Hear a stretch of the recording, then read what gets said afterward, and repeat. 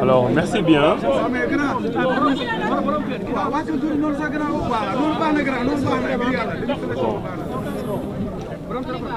Bonsoir à tous. Je suis venu ici aujourd'hui à l'université Cheikh Anta Diop de Dakar sur les instructions du président de la République, M. Bassirou Diomaye Diakhar Faye, et du Premier ministre Ousmane Sonko pour faire l'état des lieux globalement sur la situation de l'enseignement supérieur au Sénégal et sur les questions aussi de recherche et d'innovation. Cette visite a démarré depuis la semaine passée où nous avons déjà visité l'université numérique Cheikh Hamidou Kane et aujourd'hui nous sommes venus visiter l'université Cheikh Anta Diop qui, comme vous le savez, est la première université du Sénégal sur tous les plans. C'est la première université implantée, c'est la première université qui accueille le plus grand nombre d'étudiants. C'est aussi l'université qui, au plan africain, représente dignement le Sénégal de façon prestigieuse en trustant les premiers rangs des différents rankings. Alors, quand nous sommes venus aujourd'hui, nous avons voulu être exhaustifs. Nous avons fait le campus académique, le rectorat, et nous avons fait le campus social. Donc, quand nous sommes venus, nous avons été accueillis par le recteur, M. Mbaye, qui nous a fait visiter ses installations et nous a fait tenir une réunion avec le conseil académique élargi. Donc, nous avons pu discuter avec les enseignants-chercheurs, nous avons pu discuter avec le personnel administratif et technique du rectorat, nous avons pu discuter avec le SAES et le SUDES qui représentent les enseignants du supérieur au niveau syndical. Donc, nous avons passé en revue toutes les questions sans aucune complaisance. Je leur ai fait part de ma feuille de route. J'ai identifié un certain nombre de problèmes que j'ai partagés avec eux. Et par la grâce de Dieu, dans leurs réponses, ils ont donné aussi l'état des lieux de leurs différents problèmes, mais toujours assortis des propositions de solutions. C'est l'un des points les plus importants de ma tournée d'aujourd'hui. À chaque fois qu'on a parlé des problèmes, on a aussi parlé des solutions. Et cette réunion du rectorat s'est terminée avec la visite de certaines infrastructures qui ne sont pas encore livrées. Il y a le problème du bâtiment de la faculté des sciences, fini, non réceptionné, avec un petit problème d'eau, d'électricité et d'équipement. Il y a aussi la question du chapiteau, où les étudiants en droit et en sciences politiques sont censés faire les études. Donc quand nous avons quitté le rectorat, accompagné encore une fois du recteur M. Mbaye, nous avons une claire conscience des défis qui nous attendent. Mais aujourd'hui, nous travaillons en partenariat et nous sommes conscients du fait que chaque acteur, gouvernement, personnel administratif et technique, enseignants, chercheurs, recteurs, syndicats, tout le monde doit faire un effort pour que les difficultés liées à l'enseignement supérieur au Sénégal soient résolues dans le cadre d'un partenariat et dans le cadre du dialogue social. Et nous sommes arrivés à ce consensus. Pour aller maintenant au fond des questions, j'ai prévu de les rencontrer, les différentes entités, individuellement, pour regarder quelles sont les solutions techniques applicables à ce qu'ils sont en train de faire. Parmi les questions importantes soulignées au niveau du rectorat, il y en a 2 à 3 qui me paraissent urgentes. La question de la stabilisation de l'année scolaire est une question urgente et c'est une question d'intérêt national. Tout le monde sait que depuis une dizaine d'années, les années académiques se superposent. Et cette superposition d'années académiques connaît des conséquences sociales, financières et économiques désastreuses. On a même avancé le chiffre de 25 milliards qui pourraient être économisés si, dans le cadre d'un partenariat et d'une discussion fructueuse, nous parvenions à stabiliser le calendrier électoral. Nous avons décidé, en accord avec les différents partenaires, d'organiser dans les plus brefs délais des concertations du secteur pour voir comment arriver à avoir un calendrier académique stable. Le Le Sénégal est l'un des rares pays au monde qui n'a pas un caractère académique stable. C'est possible, je suis convaincu que c'est possible, toutes les parties prenantes savent que c'est possible, mais nous savons tous aussi que cette stabilisation et les efforts qui doivent être fournis par les enseignants et les étudiants notamment, doivent être accompagnés par un certain nombre de mesures d'accompagnement. Nous allons travailler à ces mesures d'accompagnement. Donc très rapidement, nous reviendrons vers vous pour communiquer sur cette question. Mais sachez que la stabilisation de l'année académique est une priorité absolue pour nous. Nous avons aussi visité ici un certain nombre de chantiers, ce qui me permet de faire le lien avec la visite qu'on vient de terminer avec le COUD, sous la conduite du directeur du COUD, M. Sen. Ils nous ont très bien accueillis. J'ai été très heureux de retrouver les restaurants universitaires bien après mon départ de l'université. Le service qu'on nous a présenté est très correct. Bon, je leur ai demandé si c'était un service spécial pour le ministre ou bien c'est ce que les étudiants mangeaient tous les jours. Mais j'ai été rassuré par en tout cas ce que j'ai vu et ce que j'ai consommé. Parce que j'ai tenu personnellement à aller dans les restaurants avec le directeur du COUD, avec le recteur et tous les directeurs de maîtrise qui m'ont accompagné pour goûter au plat des étudiants. Je suis encore en très bonne santé, bien rassasié. Ça veut dire que les clignotants sont ouverts. Et par la suite, nous avons visité des chantiers. Ce que vous appelez vous communément les chantiers AMSA. Ce sont des bâtiments qui sont prêts, pas encore réceptionnés, avec un certain niveau de qualité que j'ai pu voir par moi-même. Il y a encore des petits problèmes techniques et administratifs qui font que ces bâtiments ne peuvent pas être donnés pour le moment aux étudiants. Mais nous avons pris l'engagement que pour les étudiants nouvellement orientés qui vont arriver à l'UCAD, ils auront la priorité pour occuper ces bâtiments. Au niveau du ministère, nous ferons toutes les diligences nécessaires pour qu'assez rapidement, ces bâtiments soient mis à la disposition du COUD. Et par la suite, nous avons tenu une autre réunion ici, de la même ampleur, de la même consistance que celle que nous avons tenue ce matin au niveau du rectorat. Et là aussi, nous avons rencontré toutes les parties prenantes. Nous avons rencontré le COUD et ses agents. Ils nous ont fait état de leurs doléances, encore une fois aussi assorties de propositions de solutions. Nous avons rencontré des étudiants. Je leur ai dit, je n'ai jamais vu des étudiants aussi bien habillés et aussi élégants. Bon, ils ont dit qu'ils l'ont fait aujourd'hui en l'honneur au ministre. Alors, ils ont présenté leurs problèmes. J'ai prévu aussi de les rencontrer dans les prochains jours pour aller au fond de ces problèmes et trouver ensemble des solutions qui nous permettent de sortir de ces difficultés. Ici aussi, j'ai rencontré les syndicats au niveau national qui étaient particulièrement bien représentés. J'ai écouté leurs doléances, j'ai prévu de les rencontrer. Et enfin, nous avons rencontré aussi les repreneurs des restaurants qui sont des privés, mais qui sont des privés qui participent au service public national de l'enseignement supérieur, avec qui nous avons quelques difficultés de paiement de certaines dettes, mais ils font quand même l'effort de nous accompagner malgré le fait qu'il y ait ces dettes qui existent. Je tiens à les remercier personnellement parce que nous les considérons comme des partenaires. Donc globalement, l'Université de Dakar, qui est quand même le pivot des universités du Sénégal, a été visitée aujourd'hui. Et à partir d'ici, nous avons une idée assez précise des problèmes qui nous seront posés dans les autres universités que nous allons visiter très prochainement.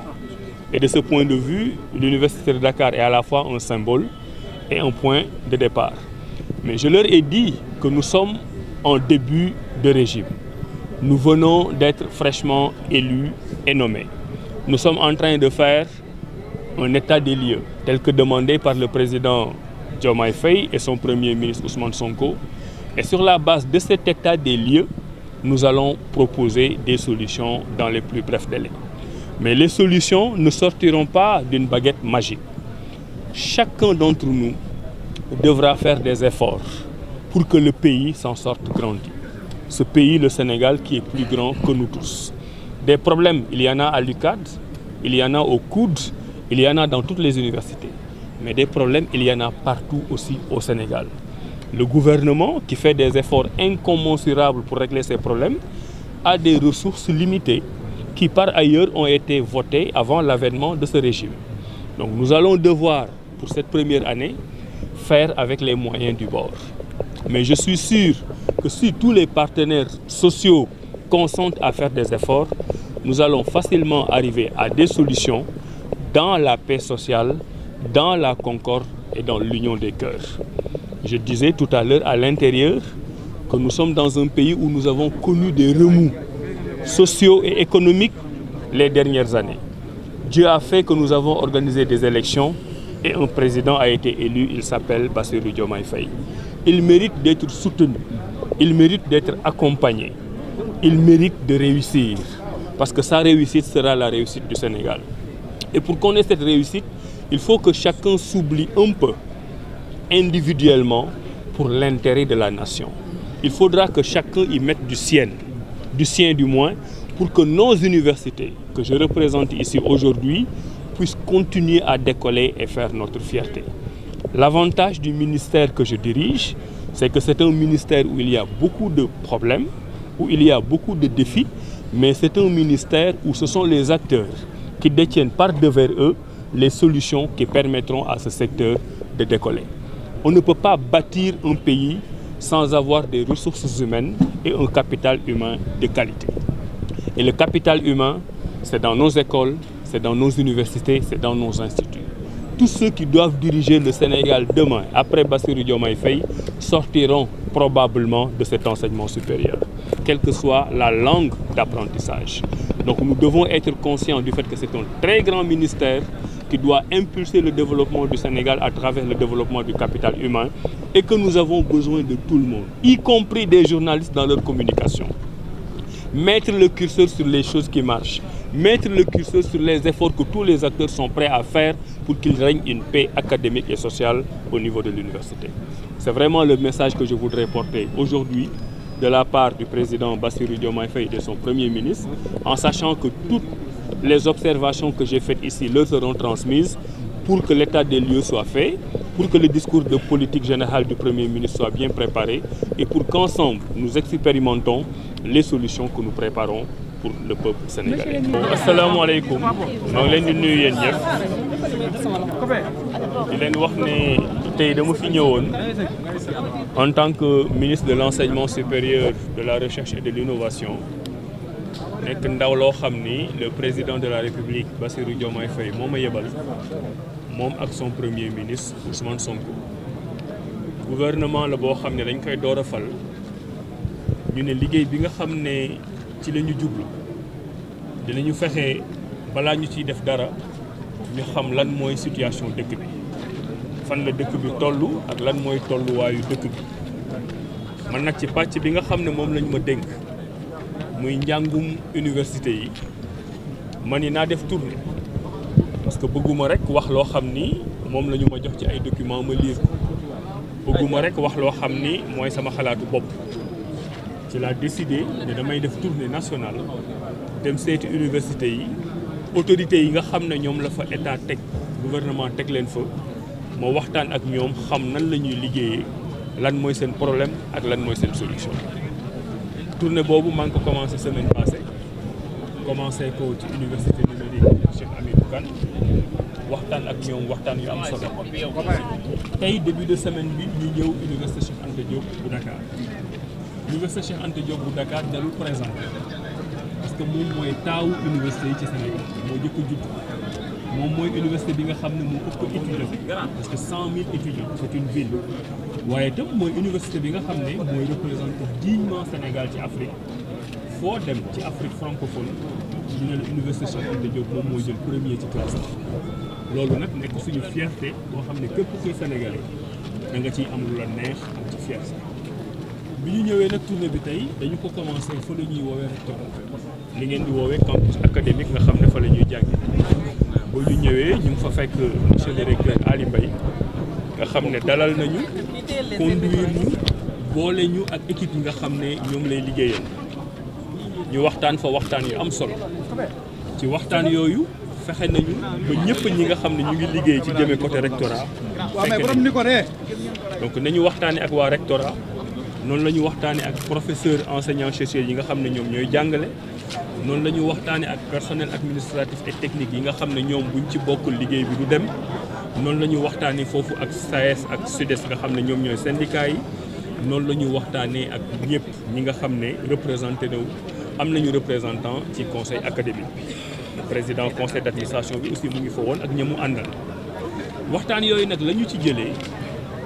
bari na ay poñ yoo xam ne ñoom ñi di liggéey ci université bi wax nañ ñu ne moom moo leen amal solo naturellement wax nañ ñu seen ay problème wax nañ ñu seen ay doléances waaye nag li ma gën a neex ci visite bi mooy fuñ ñu waxee problème waxaale nañ ñu ne problème bii kat lii ak lii moo koy saafaraal donc ni ñu fi ñëwee ak valise problème noonu la ñuy ñibbee itam ak valise solution en sachant que ay magu jëmm lañ ay partenaires lañ bu ñu toogee waxtaan dinañu jubboo ci lu bari benn nag ci point yooyu parce que bari na mais am na ci benn boo xam ne daf ñu soxal te priorité la pour ñun parce que depuis ñu ñëw ci ministère bi dañu gis ne problème yu bari yu fi am mu ngi jógee sur le fait que Sénégal amatul calendrier universitaire amatul calendrier académique mooy école telle date lay tijji telle date lay tëj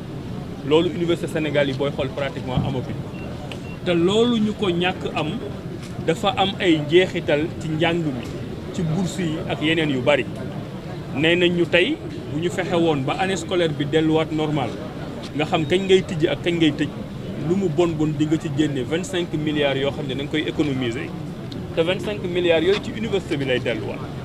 loolu nag waxtaan nañu ak ñëpp ba décider ne ci fan yu néew dinañ ci def séminaire boo xam ni dinañu dajale képp koo xam ne yaa ngi liggéey ci université bu ñu ciy jógee dinañ am résultat boo xam ne dinañu wan nan la ñuy stabiliser année académique bi ba xam kañ la ñuy tijji ak kañ la ñuy tëj résultat yooyu bu ñu paree dinañ ko jébbal le premier ministre Ousmane Sonko jébbal ko le président de la République Bassirou Diomaye Faye en espérant que dès cette première année et avec les premiers résultats du bac dinañ mën a orienter étudiants yi tranquillement waaye loolu nag bu ñu ko waxee xam ne mën na am partenaires yi ñu ko séqal yëpp xam ne mën na am ñun waa ministère bi nangu nañ ne dafa am lu muy àntal parce que nag mënoo ñëw aussi ñenn ñi nga demander leen yenn sacrifice yi pour année bi normalaat ba pare bàyyi leen ci condition de travail yi nga xam ne ci lañ nekkoon donc loolu ministère bi dina ci liggéey ba nga xam ne lépp luy mesure d'accompagnement bu ñuy warloo ak enseignants yi ak PATS yi dinañ ko def bu soobee yàlla te loolu benn ci ñoom mooy chantier yi dañ lay wax ne la suñu chantier yi parewul mooy tax étudiants yi amuñu fu ñuy jàngee dañ lay wax ne enseignants chercheurs yi bariwuñu moo tax pour corriger copie yi ak def évaluation dafay metti yooyu yëpp dinañ ci waxtaan bu soobee yàlla ci séminaire boobu mais li nga ciy jàpp mooy que ce soit muy COUD wala muy rectorat def nañ ay visites de chantier ngoon bi ba ñu jógee rectorat ñu ngi ko consacré COUD le directeur du COUD monsieur Sène fi taxaw dalal bu rafet ak dalal bu neex ñu commencé dem ci université bi ci restaurant bi añee fa ak étudiants yi muy añ bu neex nag wax dëgg yàlla xaw ma nag monsieur le directeur ndegam añ na bu ñu jagleel pour ministre bi